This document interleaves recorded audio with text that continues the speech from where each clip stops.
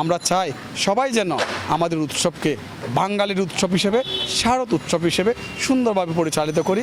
অন্য অন্য ধর্মের যারা আছেন তারাও আপনাদের ধর্মীয় মতাদর্শকে আপনারা প্রাধান্য দিয়ে আমাদের এই মতাদর্শ হিন্দু ধর্মের পূজাকেও যেন সার্বিকভাবে সহযোগিতা করেন এবং আপনারাও যেন এই আনন্দে উপভোগ করে দেশটাকে যেন ভালো করি, অসাম্প্রদায়িকভাবে আমরা এগিয়ে যাই, এটাই কামনা করি।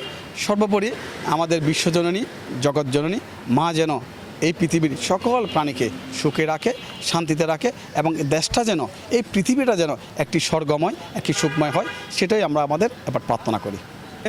আমরা অবশ্যই সাত্ত্বিক পূজা করব। কোনোরূপ ডিজে বা উচ্ছৃঙ্খল কোনো গান বা বাদ্যবাজনা আমরা বাজাবো না। আমরা অবশ্যই 10টা থেকে 11টার মধ্যে আমাদের পূজার আরতি থেকে শুরু করে সর্ব কাজকর্ম আমরা শেষ করে আমরা পাহারারত অবস্থায় থাকব।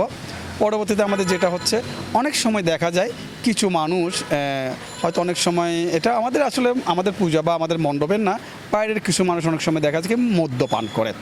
আমরা এবার পুলিশ প্রশাসনকে বলেছি মদ যেন কোনো অবস্থাতে সেবন করতে না পারে এবং যেখান থেকে বিক্রি হয় ওদেরকে যেন যে অন্ততপক্ষে পূজা পর্যন্ত যেন নিবারণ করে এবং ওদেরকে ওখান থেকে মদ বিক্রি করতে না পারে ওটা।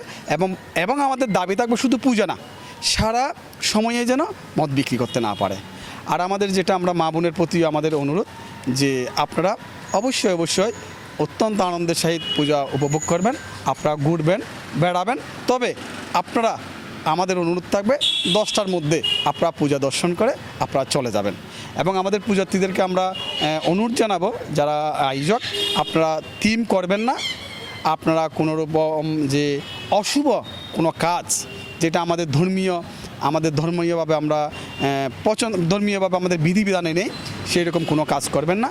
সেগুলো বলতে কীরকম, আমরা ধরেন অনেক সময় দেখা যায় কি আমরা অনেকে ধরেন অশ্লীল নৃত্য করি, অনেকে আমরা মনে করেন মায়ের সাত্ত্বিক পূজাকে আমরা অঞ্জলি দেওয়ার যে সময়টাকে আমরা ওইভাবে মেনটেন না করি।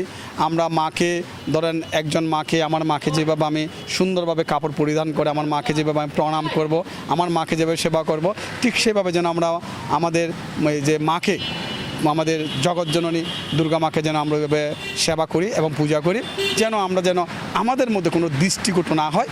তার মধ্যে যেমন আমরা চেষ্টা করব ওরিয়েন্টাল পূজা প্রতিমা যেন না হয়। এবং সর্বোপরি যেটা বলবো সেটা হচ্ছে, এই দেশের মানুষ হিন্দু, মুসলিম, বৌদ্ধ, খ্রিস্টান সবাই আমরা 1971 সালে যুদ্ধ করেছি। হিন্দুরাও প্রাণ দিয়েছে, মুসলিমরাও দিয়েছে, খ্রিস্টানরাও দিয়েছে, বুদ্ধরাও দিয়েছে। সবার রক্তের বিনিময়ে এই দেশ হয়েছে। হিন্দু, বুদ্ধ, খ্রিস্টান, মুসলিমের মা বোনের ইজ্জতের বিনিময়ে এই দেশ হয়েছে।